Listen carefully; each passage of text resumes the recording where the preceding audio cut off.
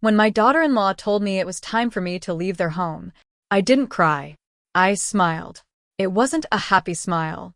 You must understand that. It was the smile of someone who has seen the end of a story they already knew by heart. A quiet, sad recognition. The final page had been turned, and the writing was so familiar. She stood there in the doorway of the guest room, my room for the past 6 months. Her arms were crossed, not in anger, but in a firm sort of resolve. She'd rehearsed this. I could see it in the careful way she held her mouth. The words came out polite, wrapped in the soft paper of concern. "Helen," she said, I think it might be better for everyone if you had your own space again. Your own things around you." I was folding a sweater. A blue one. I remember the texture of the wool under my fingers, a little scratchy. I placed it neatly in the suitcase, open on the bed. Then I looked up at her young, worried face, and I gave her that smile. "All right, dear," I said. My voice was calm. It surprised even me. "I understand." She seemed almost disappointed by my calm. Perhaps she had expected tears. Or an argument. She had braced herself for a storm, and I offered her a still, silent lake. She nodded, mumbled something about helping me pack, and left me alone. I sat down on the edge of the bed, my hand resting on that blue sweater. The silence in the room was thick, but inside me, there was a different kind of quiet. It was the quiet of a truth I had carried for 50 years, a truth so heavy it had worn a smooth place in my soul. This moment, with my kind, impatient daughter-in-law, wasn't the source of the ache. It was just an echo. The real story, my story, began and ended with a man who thanked the whole world, but never the wife who held it together for him. His name was Robert, but I called him Rob. I met Rob in the spring of 1972.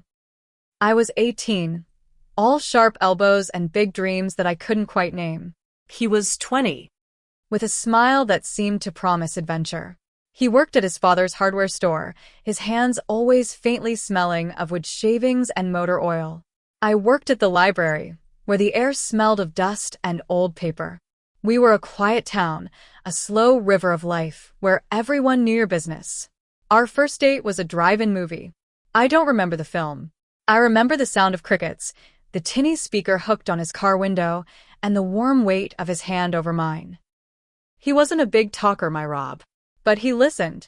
He'd listen to me chatter about the novels I'd shelve, about the old men who came in for the newspaper and stayed for the company. 2 years later, we married. It was a simple wedding in my parents' backyard. My mother made my dress. His father gave him a raise.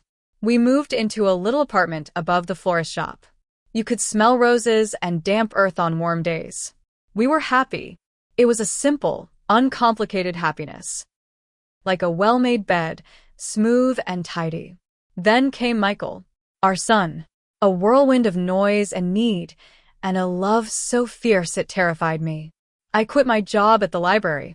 The world of dusty novels shrank to the 4 walls of our apartment, now cluttered with bottles and blankets and the sweet, sour smell of a baby. Rob was a good father. He'd come home, tired from the store, and would lift Michael high in the air, making him giggle. He'd change a diaper, awkward but willing. He provided. He always provided. A roof, food, a second-hand car that ran most of the time. But provision, it's different from presence, isn't it? The days began to blend. Wake, feed, clean, soothe, sleep. Then do it again. Rob's world expanded. He took over more of the store. He joined the Rotary Club. He had connections, he'd say. Men to see, things to do. My world became the grocery list, the pediatricians. Phone number, the secret stain remover recipe that worked on baby clothes. I'd wait for him to come home. Michael finally asleep, a plate of food kept warm in the oven. He'd eat, tell me a story about someone at the club, ask if the baby was all right, and then fall asleep in his chair, the newspaper rustling to the floor. Our conversations were bulletins, not exchanges. "Mr. Jenkins bought 10 pounds of nails today." Michael said, "Mama, clearly. The car is making a funny sound. We need milk." I missed the listening man from the drive-in. But I told myself this was life. This was marriage. This was what my mother had done, and her mother before her. You build a home. You raise a child, you support your husband. Your own voice, well, it becomes a whisper, used mostly for lullabies and grocery orders. The years turned like pages in a photo album. Michael grew. Rob's hardware store did well. We bought a house. A proper house with a yard for Michael to play in. I planted a garden. Roses, of course. It was my little kingdom of color and scent. From the outside, we were the picture of a quiet, successful life. A hardworking husband. A devoted mother. A tidy home. A son doing well in school. What more could anyone want? I ask myself that sometimes, standing at the kitchen window, watching Rob mow the lawn in steady, straight lines. I had everything the world told a woman she should want. So why did I sometimes feel like a ghost in my own home? A friendly, useful ghost who made sure the towels were folded and everyone had a clean shirt, but a ghost all the same. My dreams of something else, of the person I might have been, they didn't die. They just went to sleep. I tucked them away in a drawer, like the embroidered handkerchiefs I never used but couldn't bear to throw away. They were part of me, but they had no place in the daily life of Helen, Rob's wife, Michael's mother. I told myself it was enough. That love was in the doing, not in the saying. That my reward was my family's comfort. I believed it. Most of the time, the small tensions, they don't arrive with a shout. They slip in on silent feet, like cold air under a door. It started with the forgotten things. It was our 15th wedding anniversary. I had made a special dinner. Candles on the table. Michael was out of friends for the night. I wore the dress Rob said he liked, the blue one. I'd even put on a little perfume. 6 o'clock came. Then 7. The roast was drying out. The candles burned lower. At 7:30, I heard his car. He came in, his face bright, not with apology, but with excitement. Helen, you'll never guess. I closed the deal with the builders for the new subdivision. All their hardware for the whole project. It's the biggest order we've ever had. He was beaming. He shed his coat, talking a mile a minute about lumber and nails and profit margins. He walked right past the set table, right past me in my blue dress, and poured himself a drink. My heart sank into my good shoes. I stood in the doorway to the living room. Rob, I said, my voice small. It's our anniversary. He stopped. He turned. He looked at me, then passed me to the dining room. His face fell, but not with regret for me. With the annoyance of a man who'd forgotten a minor, inconvenient task. Oh, hell, Helen. I'm sorry. It just slipped my mind. This deal, it's huge for us. For us. He always said that. This is for us. I'm doing this for us. The new car, the bigger house, the vacation we never took because the store was too busy. It was always for the unit, for the family. Never for me, Helen. Never for the woman who longed for a single daisy picked from the yard, handed to her with a just because. It's all right, I heard myself say. The ghost wife, smoothing things over. Dinner's a bit dry. Let me warm up the gravy. He came over, kissed my cheek. You're a saint. I'll make it up to you, I promise. He never did. Not really. A week later, he brought home a food Processor. a very nice, very expensive food processor. For all the great meals, he said. I smiled, put it in the cupboard, and used it twice. It felt like a payment, not a gift. The forgettings became a pattern. My birthday, marked by a last-minute card from the drugstore, signed in a hurry. Mother's Day, where Michael, coached by me, would give me a gift and Rob would say, "What did you get from the boy?" As if he'd had no part in it. But the real tension, it wasn't in what he forgot. It was in what he never saw. He never saw the exhaustion after nights up with a sick Michael. He saw a made bed and a hot breakfast. He never saw the calculation in my head, juggling the grocery money to buy him the new shirt he needed for a meeting. He saw a clean shirt. He never saw the hours I spent soothing his own mother, who became difficult in her old age, listening to her complaints with a patience I didn't feel. He saw that Mom was calmer when you visited. I was the silent engine of his life. And you don't thank the engine. You just expect it to run. One evening stays with me. Michael is about 10. He had a school project, a model of the solar system. He and Rob are going to tackle it together. I was so pleased. A father-son moment. I cleared the kitchen table for them, brought out supplies. Then I faded into the background, washing dishes. I watched. Rob took over immediately. No, son, not like that. Here, let me. He was building it for Michael, not with him. Michael's excited face slowly fell, his hands dropping to his sides. He became a spectator in his own project. My heart ached for my boy, but I said nothing. A good wife didn't criticize her husband's involvement with his son. Later, after a frustrated Rob had glued Jupiter to his thumb and declared the project a mess, he went to watch TV. Michael sat at the table, near tears, surrounded by a half-built, lopsided universe. I dried my hands. I sat down beside him. Let's see what we can save, I said. Softly. We worked for an hour. We painted styrofoam balls, strung them on fishing line. We laughed when Mars rolled off the table. We made a mess, a wonderful, creative mess. When we hung it from the ceiling light, it was crooked and Pluto was way too big, but it was his. He threw his arms around my neck. You're the best, Mom. Rob looked over from his chair. Looks good, champ, he said. Knew you could do it. He didn't see my paint-smeared hands. He didn't see the collaboration. He saw a finished product and took a sliver of the credit for it. That was the moment I felt the first true, cold crack in my heart. Not anger. A deep, profound loneliness. I was invisible in my own kitchen, even in my son's triumph. The arguments, when they came, were never loud. They were quiet sighs in the dark. You could have told me you'd be late. I'm building a business, Helen. For this family. I know. I just would have liked to know. Okay, fine. I'll call next time. Next time, he wouldn't. Or, you thanked Fred for helping with the gutters. You didn't thank me for organizing all the meals for the workers. What? Of course I'm thankful. Don't be silly. You're my wife. You're my wife. That was the answer to everything. My role was thanks enough. My love was a given, a constant, like the foundation of the house. And who thanks a foundation? I began to feel myself shrinking. My opinions on where Michael should go to school? Let me talk to some of the guys at Rotary, they'll know. My desire to visit my sister stayed away. That's a long drive, and it's a busy season at the store. Maybe next year. My world was the house, the garden, the grocery store.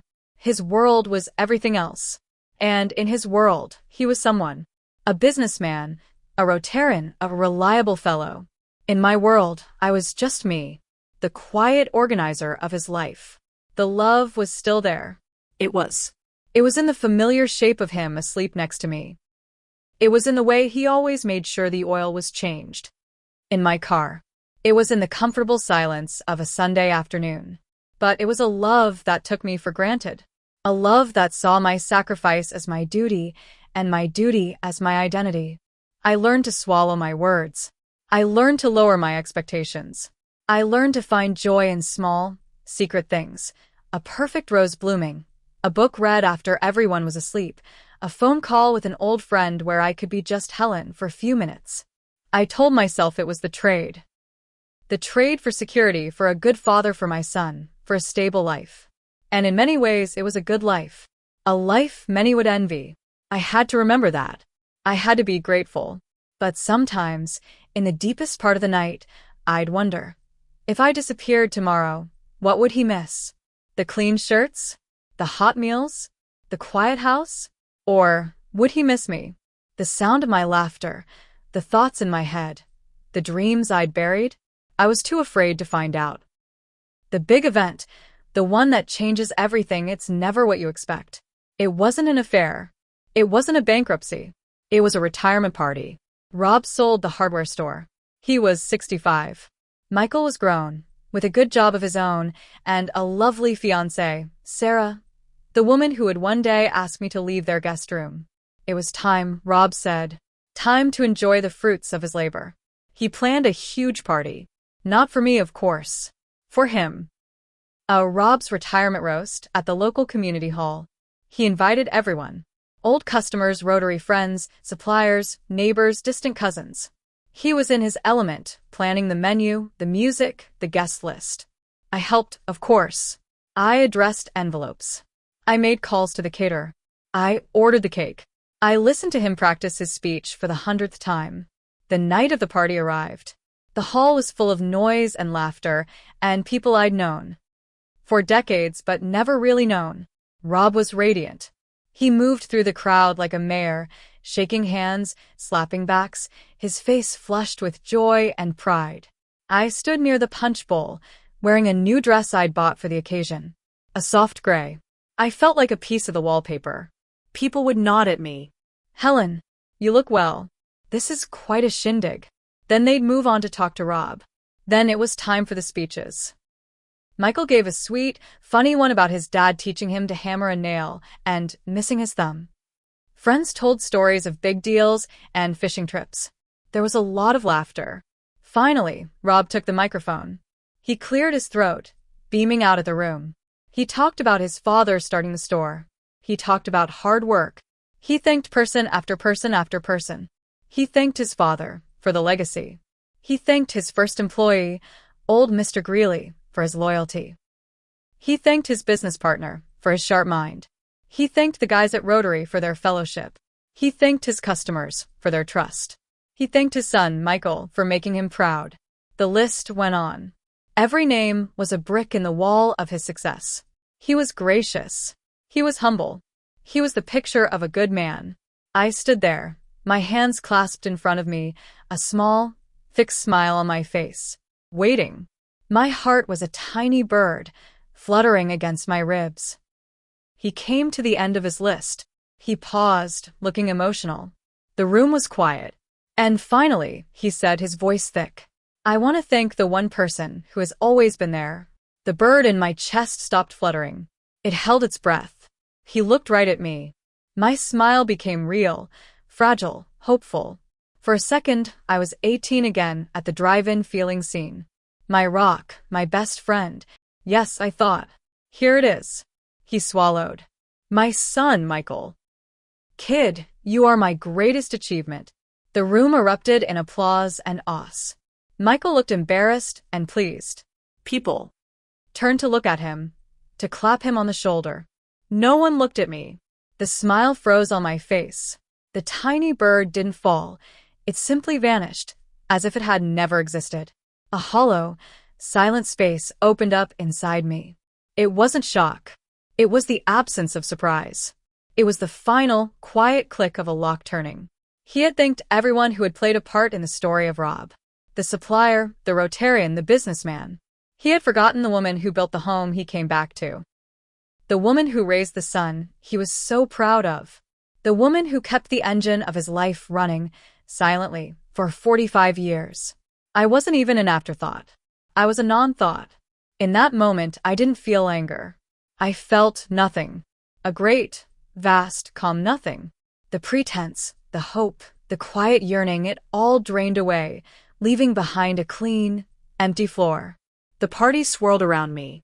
I moved through it, a ghost finally realizing she was dead. I fetched more napkins. I laughed at a joke I didn't hear. I cut the cake. At one point, Rob found me, his arms sweaty around my shoulders. Great party, huh? We did it. We. The word had no meaning anymore. Yes, I said, my voice perfectly even. A wonderful party. On the drive home, he was buzzing, recounting every conversation. Did you hear what Jim said? And when I thanked Michael, I thought your mother was going to cry. I looked out the window at the dark streets rolling by. It was all very nice, Rob. At home, he fell asleep quickly, tired from his triumph. I lay awake, staring at the ceiling. The hollow feeling was filling up now, not with tears, but with a cold, clear understanding. I had spent a lifetime waiting for a thank you that was never coming. Because in his eyes, I hadn't done anything special. I had just been his wife. And being his wife was my job. You don't get a standing ovation for doing your job. That night, I didn't mourn the thank you. I mourned the woman who had waited for it. I buried her, there in the dark, next to the man who never saw her. The next morning, everything was the same. The sun came up. Rob made coffee, whistling. The newspaper was on the step. But I was different. The ghost had laid down her duties. A quiet, resolved woman had taken her place. I didn't leave him. Not then. That's not how life works. But I left him in every way that mattered. I stopped waiting. I stopped hoping for a daisy. I tended my roses for me. I started reading my books in the living room, in the broad daylight. I called my sister and booked a train ticket. When I told Rob I was going for a week, he was surprised. A whole week? Who's going to? He stopped himself. Well, all right. Have a good time. And I did. For the first time in decades, I had a good time just being Helen. The years after the retirement party were peaceful. A truce. We lived together, kindly, like friendly roommates who shared a long history. He puttered in his workshop. I gardened. I volunteered at the library again, finding a strange comfort in the smell of old paper. We ate dinner together. We watched TV. We talked about Michael and Sarah, about the weather, about the news. But the deep, connective thread, the one I thought was love but was really just my silent labor, it was severed. He never noticed. He had everything he'd always had, a clean house, meals, companionship. He didn't need to see the heart behind it anymore. And I didn't need him to. Then Rob got sick. It wasn't sudden. It was a slow fading. His heart, the doctor said. It was tired, just like the rest of him. I became his caregiver. Of course I did. Not out of duty this time. Not because I was his wife. But because he was a human being who was suffering and I was there. Because despite everything, there was a history. There was the memory of the boy with the motor oil hands who listened to me talk about books. The last year was hard. He became thin, frail. The confident businessman vanished, leaving behind a confused, sometimes frightened old man. He depended on me completely. One afternoon, he was sitting in his chair by the window, a blanket over his knees. He'd been very quiet. I was sorting his pills for the week into a little plastic box. Click, click, click. He spoke suddenly, his voice raspy. Helen. Yes, Rob. He was looking out at the garden at my roses. They were in full, glorious bloom. I was thinking about that retirement party, he said. My hands stilled. The pills made little plastic sounds as they settled. Oh, I said, my voice neutral. It was a good party. Yes. A long silence. A bee bumped against the window pane, then flew away. He started, then stopped. He frowned, as if searching for a word in a cluttered attic. I don't think I wasn't very good at. He trailed off. He looked old and lost. He was trying. For the first and only time in his life, he was fumbling towards an acknowledgement. But the words, the habit of gratitude, it was a language he'd never learned to speak. He couldn't find the sentence. My heart didn't leap. It just ached. A soft, tired ache. The little bird didn't come back. The hollow space remained. It's all right, Rob, I said gently, going back to the pills. Click, click. It was a long time ago. And it was. The woman who needed to hear those words was gone. She'd left that night of the party. This was just a sad, old man and a tired, old woman, at the end of a long road. You've been good to me, he managed finally. It wasn't thank you. It wasn't I see you. It was an observation. A statement of fact, like the sky is blue. We've been good to each other, I replied. It was a kindness, and also the truth, in its own complicated way. He seemed to accept that. He nodded, his eyes closing. He slept. He died quietly, a few weeks later, in his sleep. I found him in the morning. I called Michael. I called the funeral home. I made the arrangements. I chose the suit, the flowers, the hymns. I did what needed to be done, with a calm efficiency that surprised everyone. At his funeral, people said all the right things. A pillar of the community. A devoted family man. A hard worker. Michael gave a beautiful eulogy about a loving father. I sat in the front row, wearing my gray dress again, my hands folded in my lap. I felt a profound sadness, but it was for the life we'd lived, not for the life we'd lost. I mourned the potential, the conversations never had, the partnership that could have been. I did not mourn the thankless husband. I had finished that mourning years before. After the funeral, the house was emptier than I ever imagined possible. The silence wasn't his absence. It was the absence of the role I'd played for so long. The caretaker. The silent engine. That's when Michael and Sarah asked me to come stay with them for a while. "Just until you find your feet, Mom," Michael said, his eyes full of concern. He was a good boy. He loved me. But he was his father's son in one way. He saw me as someone to be cared for, not as someone with a life to be lived. I went. I packed a suitcase. I moved into their lovely, modern guest room. I tried to fit in. I tried to be the helpful, quiet grandmother to be. Sarah was pregnant, you see. A new life coming. But I saw the looks. The slight tension when I rearranged a dish in the dishwasher the right way. The patient sigh when I told an old story they'd heard before. I was a relic in their shiny new world. A sweet, sad piece of the past, cluttering up their future. And when Sarah, nervous and kind, asked me to leave, I understood. I had overstayed my welcome in my son's life, just as I had spent a lifetime overstaying my welcome in my own story, waiting for credit that would never roll, as, "Oh, I'm leaving today." I found a little apartment. A senior's complex. It has a small balcony where I can put a pot of rosemary, maybe a few pansies. The library is on the bus route. As I finish packing the suitcase, I don't feel regret. And I don't feel anger toward Rob. How can you be angry at a man for being exactly who he was? He was a product of his time, of his upbringing. He was told a man's worth was in his provision. He provided abundantly. He just never learned that a woman's worth, my worth, was in more than my service. The lesson, it's not a loud one. It's a whisper learned too late. Love is not just in the doing. It has to be in the saying. It has to be in the seeing. See the people who hold your world together. Really see them. Not their function, but their heart. The wife who remembers your mother's birthday. The husband who fixes the leaky tap without being asked. The child who draws you a picture. The friend who calls just to listen. See them. And then say it. A simple thank you. I saw what you did. That meant something to me. These are not small words. They are life-giving. They are soul-sustaining. Without them, a person can become a ghost in their own home. A quiet, helpful ghost who one day just disappears, leaving behind a hollow space no one noticed was filled. I am not disappearing. Not anymore. At 67, I am finally moving into a space of my own. A space where I am not someone's wife, or someone's mother, or someone's mother-in-law. I am Helen. The woman who likes roses and historical novels and a quiet cup of tea in the afternoon. The woman who is maybe a little sad, but who is finally completely present. When I smile now, it's not the sad smile of recognition. It's a small, hopeful smile. A beginning smile. My story with Rob is over.